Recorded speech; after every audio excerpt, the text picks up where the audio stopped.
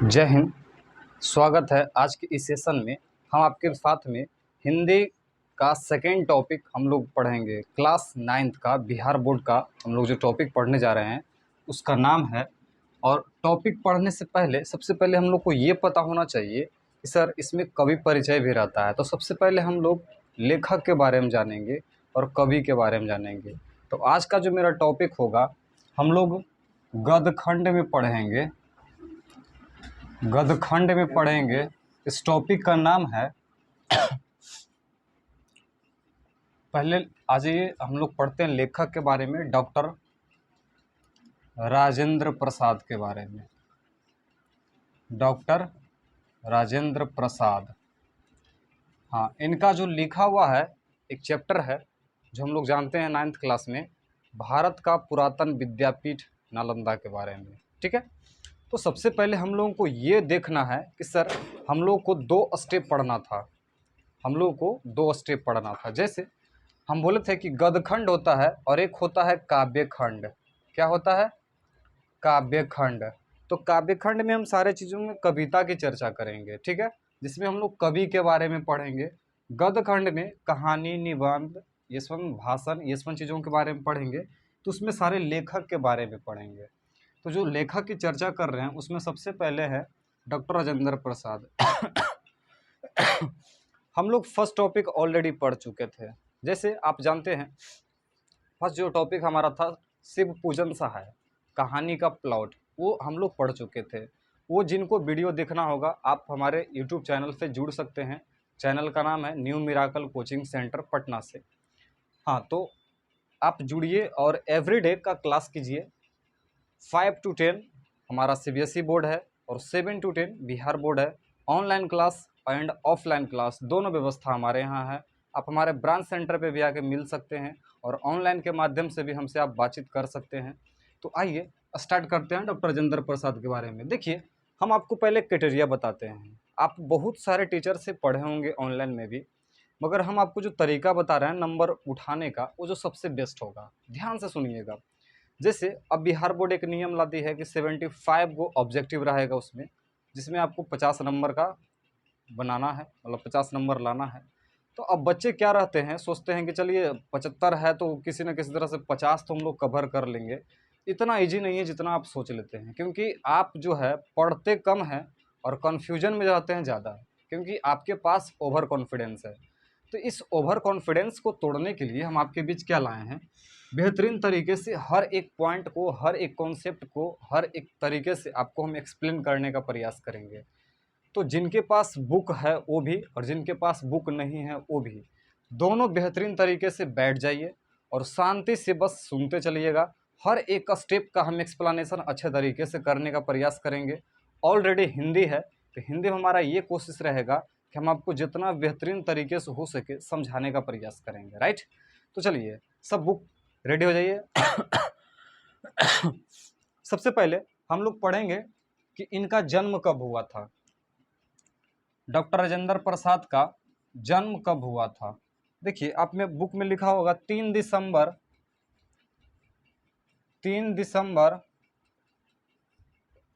1883 ईस्वी को, राइट। कहाँ हुआ था तो इसमें हम थोड़ा अच्छा से आपको डिटेल से बताते हैं। हमारा बिहार में एक जिला है जिसका नाम है सारण। हाँ, ये सारण। सारण में एक गांव था जिसका नाम था जीरादेई। जीरादेई, हाँ, ये सारण और जीरादेई जो आते हैं ये बिहार में आते हैं, बिहार राज्य में आते हैं। आपसे देखिए कितना टॉपिक पूछेगा कि कहाँ हुआ था, किस जिले में हुआ था, किस गांव में हुआ था और किस राज्य में हुआ था। 3 क्वेश्चन बन गए ना। किस जिले में हुआ था, किस गांव में हुआ था और किस राज्य में हुआ था। तो आप तीनों का तीनों बना सकते हैं। नंबर 1, जन्म कब हुआ था? तो सर 3 दिसंबर 1883 को। ये आपको इसलिए हम बता रहे हैं सुन सारे चीज़, क्योंकि ऑब्जेक्टिव का कोई भरोसा नहीं बाबू, जहाँ से चाहेगा वहाँ से पूछ देगा। अब हम बात करेंगे इनके पिताजी का। इनके पिताजी का क्या नाम था? ठीक है, इनके पिताजी का नाम था महादेव सहाय। महादेव सहाय, महादेव सहाय। खैर मेरी राइटिंग उतनी अच्छी नहीं है, टॉप लेवल में राइटिंग लिखे हुए हैं, इससे आप लोग बुरा मत मानिएगा, अगर समझ जाइएगा ये हमारे लिए आपके लिए काफ़ी होगा।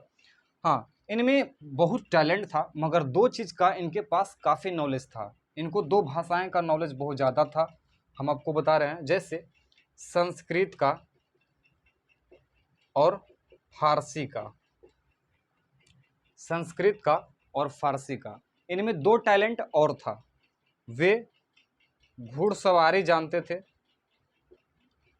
घुड़सवारी, और दूसरा पहलवानी।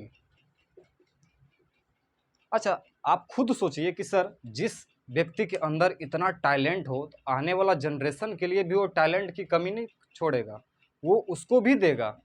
अब इनको संस्कृत और फारसी का नॉलेज है तो फिक्स से अपने बेटे को भी सिखाएंगे। दूसरा, घुड़सवारी का शौक है और पहलवानी का शौक है तो ये भी अपने बेटे को सिखाने का प्रयास करेंगे। और बेटा कौन? डॉक्टर राजेंद्र प्रसाद। तो ये दोनों भी इनको सिखाए। देखिए, जितना बेहतरीन तरीके से आप समझने का प्रयास कीजिएगा उतना ही फ़ायदा आपको होगा और ऑब्जेक्टिव में आपको 1% दिक्कत ना होगा। हाँ, ये बात सही है कि हमारा वीडियो आप लेट तक देख सकते हैं, लंबा समय चल सकता है, मगर आपको हर एक चीज़ क्लियर कर देंगे। कहा जाता है ना, दुर्घटना से देर भली। सबसे बेहतर है थोड़ा सा देर हो मगर अच्छे से होना चाहिए। अब आगे देखिए, कहता है कि इन दोनों की शिक्षा अपने पुत्र राजेंद्र प्रसाद को भी दी। आपको हम बताए थे कि अगर पिताजी के पास अगर ये नॉलेज है तो अपने बच्चे को भी देंगे, राइट। अब देखिए, वार्षिक परीक्षा उनका नामांकन हुआ 8वीं क्लास में, 8वीं दर्जे में हुआ उनका नामांकन अगर हुआ हाई स्कूल में, और वार्षिक परीक्षा में वो प्रथम आए। यानी कि कहा जाता है कि वार्षिक परीक्षा में वो क्या आए? प्रथम आए। हम आपको हर एक पॉइंट जो है कोशिश करेंगे बोर्ड पे लिखने का कि वार्षिक परीक्षा में वे प्रथम आए। कहा जाता है कि स्कूल के प्राचार्य ने प्राप्तांक से प्रसन्न होकर यानी खुश होकर उन्हें दोहरी प्रोन्नति दी थी और 1902 ईस्वी में वे कलकत्ता से मैट्रिकुलेशन किए। 1902 ईस्वी में कहाँ से किए थे? कलकत्ता से। कहाँ से? कलकत्ता से किए थे। अब आपसे एक भी क्वेश्चन पूछेगा कि सर मैट्रिक वो उन्होंने कब किया, तो सर 1902 ईस्वी में किया। कब किया? 1902 ईस्वी में। ये कौन सी चीज़ आपको क्या है कवर करना है और हर एक पॉइंट पे आपको चलना है, ठीक है। अब देखिए, दूसरी चर्चा अगर हम लोग करेंगे कि सर उसके बाद IA, BA और BL प्रेसिडेंसी कॉलेज से किया। 1911 में वे कलकत्ता में वकील दल में शामिल हुए। यानी कि सर उनकी जो वकालत है कब से स्टार्ट हो गई? 1911 ईस्वी से।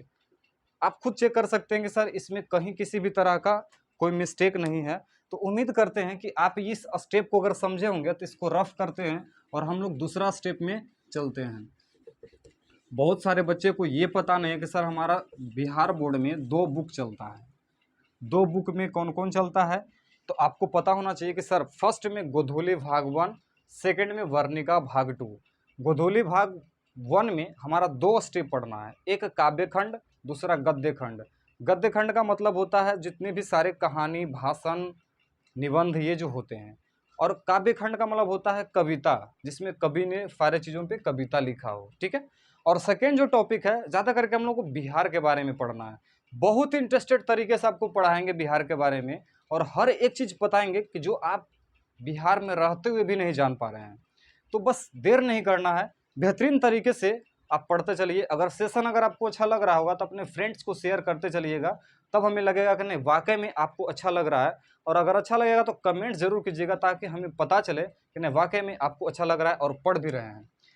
उसके बाद का हम लोग चलते हैं कि उन्होंने 1911 में क्या किया? वकालत स्टार्ट किया।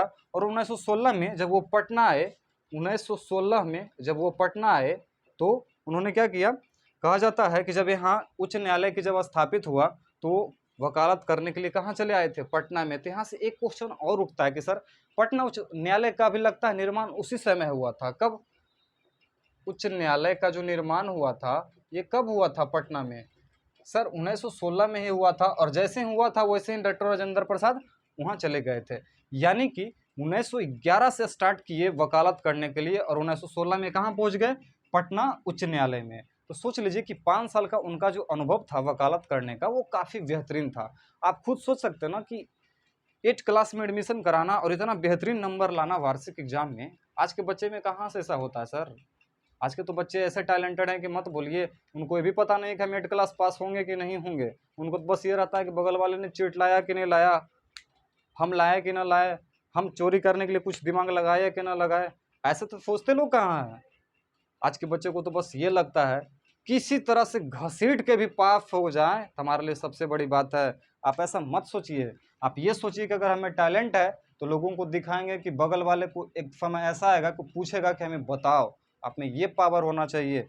वही डॉक्टर राजेंद्र प्रसाद है। बस लोग एक स्टेटमेंट खाली देता है कि डॉक्टर राजेंद्र प्रसाद मत बनो कि खैनी खा के और आराम से ठोक के और मुंह में डाल के आराम से बैठने के पढ़ने एग्जाम देने के लिए बैठे और आधा घंटा पहले पेपर दे के चले गए। लेट से भी एग्जाम हॉल में आए और एग्जाम हॉल में सब लोगों को पेपर जमा करने से पहले ही पेपर दे के चले गए। लोगों बहुत हंसा उनसे कि कौन सा पागल है, ये आया तुरंत लिख के चला गया, कितना बड़ा कालिदास है। और आज भी लोग जो हंसा वो सबसे उसे दुनिया जानती है। कहा भी गया कि जो बदनाम हुआ उसी का नाम हुआ। आप खुद सोच लीजिए कि ऐसे बच्चे आज के कहाँ मिलते हैं। मुश्किल से 5% मिलते होंगे मैक्सिमम। खैर, हम चाहेंगे कि हर घर में राजेंद्र प्रसाद जन्म ले, क्योंकि हर बच्चे यही सोचते हैं, हर माँ का यही सपना होता है कि हमारा बच्चा जो है कम उम्र में बहुत कुछ करे। आइए, राजेंद्र प्रसाद का राजनीतिक जीवन उत्कृष्ट रहा। राजनीतिक का मतलब होता है पॉलिटिकल चीज़ों से इनका काफ़ी लगाव रहा। ठीक है, वे संविधान सभा के प्रथम अस्थाई अध्यक्ष रहे। एक सबसे बड़ा क्वेश्चन उठता है कि संविधान सभा के वे अस्थाई अध्यक्ष रहे। किसके? संविधान सभा के अस्थाई अध्यक्ष रहे। ये पॉइंट टू बी नोटेड, इसको नोट कर लीजिएगा कि संविधान सभा के जो अस्थाई अध्यक्ष थे वो कौन थे, और उसमें भी ये प्रथम थे। कौन थे? आप पूछेगा कि संविधान सभा के प्रथम अध्यक्ष कौन थे, तो डॉक्टर राजेंद्र प्रसाद ये प्रथम थे, यानी कि फर्स्ट टाइम इन्हीं को बनाया गया था। और कहा जाता है कि भारतीय गणतंत्र के प्रथम राष्ट्रपति भी थे। ये प्रथम राष्ट्रपति भी थे। देखिए, हर एक पॉइंट आपको हम समझाने का प्रयास कर रहे हैं और बोर्ड पे लिखने का प्रयास कर रहे हैं। जहां तक हो सके आप बिल्कुल अच्छे तरीके से लिखिए। आज के बच्चे को बोलिएगा कि प्रथम राष्ट्रपति थे तो कहेंगे "हाँ, आज पढ़ना लिखना कौन सा जरूरी चीज़ है, हम लोग तो राष्ट्रपति ऐसे बिना पढ़े हो जाएंगे"। ऐसी बात नहीं है, जितना आप सोचते हैं उतना होता नहीं है। चलिए, सेशन अगर अच्छा लग रहा होगा तो शेयर करते चलिएगा। आपको बहुत इंटरेस्टेड जोक सपाट के साथ पढ़ाते चलेंगे। आपको ऐसा फील नहीं होगा कि एकदम सीरियस होकर पढ़ रहे हैं, मज़ा नहीं आ रहा है, जो चाहिए वो नहीं मिल पा रहा है। देंगे, जो आपको चाहिए बिल्कुल देंगे। आज के टीचर्स और बच्चे में तो ये डिफरेंट हो गया है।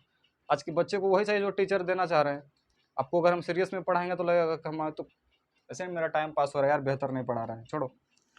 आगे देखिए, कहता है कोलकाता में वे जब छात्र थे तब वो जीवन में एक महत्वपूर्ण घटना घटी जिनका नाम था वंग भंग आंदोलन। इनके साथ एक घटना घटी थी जिसका कौन सा आंदोलन हुआ था? वंग भंग आंदोलन। समझ लीजिए कि कवि लेखक परिचय, कवि परिचय का मतलब ये हुआ कि सर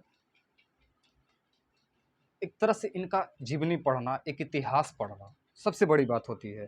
कहता है कि इस प्रतिक्रिया में देश में व्यापक उत्तेजना छा गई। बिहार टाइम्स के संपादक महेश नारायण और सच्चिदानंद सिन्हा।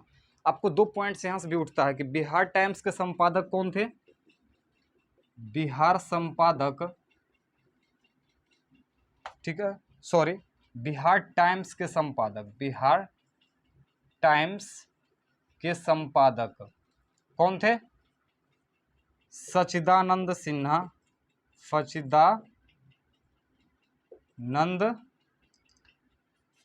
सच्चिदानंद सिन्हा। और दूसरा कौन थे? महेश नारायण, महेश नारायण। आप खुद चेक कर लीजिए कि हम आपको कितना ऑब्जेक्टिव क्लियर कराते चल रहे हैं। तो ये दोनों के सहारा पाकर, यानी कि जो हमारा निकलता है, देखते हैं अखबार वगैरह निकलता है, पेपर वगैरह, तो उसके जो संपादक से उनसे इन्होंने क्या किया, मतलब मिलजुल के और एक चीज़ और निर्माण किए इन लोग, बिहार स्टूडेंट कॉन्फ्रेंस की। किसकी? बिहार स्टूडेंट कॉन्फ्रेंस की। ठीक है, आप खुद सोच लीजिए कि बिहार स्टूडेंट कॉन्फ्रेंस की उन्होंने क्या किया है, एक तरह से स्थापना किया। अब हम लोग का नेक्स्ट स्टेप जो पढ़ना है, कहता है कि राजेंद्र प्रसाद कोलकाता में हिंदी विद्वानों की संगति में आए और उनके सक्रिय सहयोग से अखिल भारतीय हिंदी साहित्य सम्मेलन की स्थापना की है। हिंदी से जुड़कर इन्होंने, देखिए कहा जाता है ना कि जिस संगति में आप रहिएगा उसी संगति में आप जाइएगा। मम्मी लोग हम लोग को हमेशा घर में क्यों कहती है डांट पीट के कि बेटा अच्छे संगति में रहो, अच्छे लोगों के साथ रहोगे तो अच्छा चीज़ सीखोगे, बुरे लोगों के साथ रहोगे तो बुरा सीखोगे। आज की दुनिया में कौन साहब बुरा है, आप हमें तो बताइए। आप अपने पेरेंट्स से तो पूछिए, बुरा कोई होता नहीं है, बुरा लोग खुद बनता है और बुरा जैसा व्यवहार करता है, बिहेवियर करता है।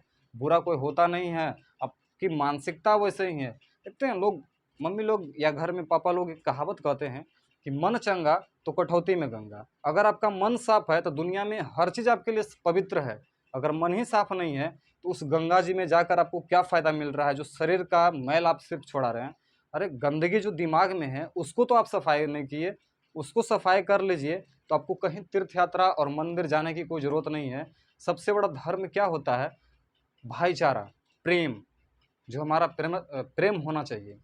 आज के लोगों में तो प्रेम नहीं है, एक दूसरे के प्रति निंदा है, इसके अलावा कुछ है नहीं। आप चाह कर भी नहीं कुछ कर पाइएगा। तो खैर चलिए, हम आगे बहुत चीज़ डिस्कस करते रहेंगे और हर एक छोटा छोटा पॉइंट पे आपको हम बताते चलेंगे। काफ़ी इंटरेस्टेड लगेगा आपको पढ़ने में। और हमसे जुड़िएगा तो एक चीज़ आपको बता देते हैं, हम दुनिया की बहुत सारी चीज़ें को आपको नॉलेज देते चलेंगे। बस हमारा यही रहेगा कि हमारा वीडियो थोड़ा लंबा बनेगा, क्योंकि अगर हम आपको अच्छे से सेटिस्फाइड नहीं कर पाए तो आधा अधूरा हमारा वीडियो पढ़कर आप सुनकर क्या कीजिएगा, कोई फ़ायदा नहीं होगा। ठीक है, तो अखिल भारतीय हिंदी साहित्य सम्मेलन की स्थापना किए थे। किसकी? अखिल भारतीय साहित्य सम्मेलन की। उनके लेखन की प्रक्रिया आजीवन चलती रही और कहा जाता है कि उनका जो निधन हुआ था 28 फरवरी 1963 को, 28 फरवरी 1963 को उनका क्या हो गया था? निधन हो गया था। देखिए, अब हम लास्ट पैराग्राफ में हैं। कहा जाता है कि प्रस्तुत पाठ भारत का पुरातन विद्यापीठ नालंदा हमारे इतिहास की एक गौरवपूर्ण गाथा को समेटे हुए है। यानी कि ये जो हमें इतना चीज़ पढ़े हैं, इससे रिलेटेड एक टॉपिक लिखे हैं जिसका नाम था भारत का पुरातन विद्यापीठ नालंदा। अब सबसे बड़ी चीज़ ये हम लोग के लिए रखता है कि सर ये हमने लेखक के बारे में पढ़ा, इनका परिचय मैंने जाना, अभी एक टॉपिक लिखे हैं भारत का पुरातन विद्यापीठ नालंदा, जिसकी चर्चा करेंगे और उसके बारे में बताते हैं कि यह पाठ तत्कालीन शिक्षा व्यवस्था की ऐसी झांकी पेश करता है जिससे हमारी प्राचीन भारतीय शिक्षा एवं विद्या केंद्रों का महानतम स्वरूप दिखलाई पड़ता है। यानी कहने का मतलब ये हुआ कि हमारा जो है भारतीय शिक्षा पे काफ़ी असर दिखने को मिला, और ख़ास करके हमारा ये बुद्ध की धरती है, तो बुद्ध की धरती में हम लोगों को इतना बेहतरीन सीखने को मिला कि आप खुद नहीं सोच सकते हैं। और आगे का जो हम टॉपिक पढ़ाएंगे आपको, भारत का पुरातन विद्यापीठ नालंदा, इतना बेहतरीन आपको बताएंगे नालंदा के बारे में कि आप कभी जाने नहीं होंगे। हम तो कभी कभी ये सोचते हैं कि आप बिहार के होकर बिहार के बारे में नहीं जानेंगे तो फिर क्या जानेंगे आप। हम दिल्ली के बारे में जब सब चीज़ जान रहे हैं कि लाल किला कहाँ है, आगरा का कहाँ है, तो ये कहाँ है, तो बनारस कहाँ है, और अपने बिहार के बारे में हम लोग को खाली सिर्फ एक चीज़ पता है कि बिहार का लिट्टी चोखा फेमस है। नहीं साहब, आपको बताएंगे कि बिहार में क्या क्या चीज़ हुआ, और बिहार का इतिहास जब आपको हम बताएंगे इस टॉपिक में, बड़ा मज़ा लगेगा आपको समझने में, सुनने में। एक बार हम आपको रिविज़न कर देते हैं इस टॉपिक को, ऑब्जेक्टिव। जैसे हम देखिए 1916 में वो उच्च न्यायालय कहाँ आए थे? पटना में। ठीक है, वो संविधान सभा के प्रथम अस्थायी अध्यक्ष थे, भारत गणतंत्र के वो प्रथम राष्ट्रपति भी थे। जब वो एक स्टूडेंट थे तो उनके समय में एक आंदोलन हुआ था जिसका नाम था बंग भंग आंदोलन। राइट, हम आपको बताते हैं कि बिहार स्टूडेंट, ठीक है, कॉन्फ्रेंस की स्थापना भी किए थे। और ये जब स्थापना करने वाले थे तो किस व्यक्ति के सहारा लेकर किए थे? तो बिहार टाइम्स के जो संपादक थे, दो व्यक्ति थे, एक का नाम था सच्चिदानंद सिन्हा और दूसरा का नाम क्या था?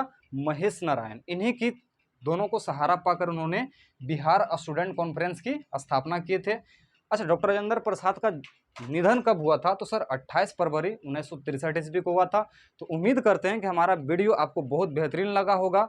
अगर आपको बेहतरीन लगा होगा तो हमारे चैनल को सब्सक्राइब करिएगा और हमारे सेशन को आप शेयर करना नहीं भूलिएगा, और लाइक्स ज़रूर आप शेयर कीजिएगा, कमेंट्स ज़रूर कीजिएगा हमारे चैनल पे। ठीक है, यूट्यूब चैनल पे हमारा ज़रूर कीजिएगा। अगर आपका प्यार अगर हमारे साथ मिलता रहा तो हम नए नए वीडियो बेहतरीन तरीके से ऊर्जा के साथ, एक नए जोश के साथ और दुनिया का हर चीज़ का नॉलेज देते हुए आपके साथ पहुँचेंगे बेहतरीन तरीके से। तब जय हिंद,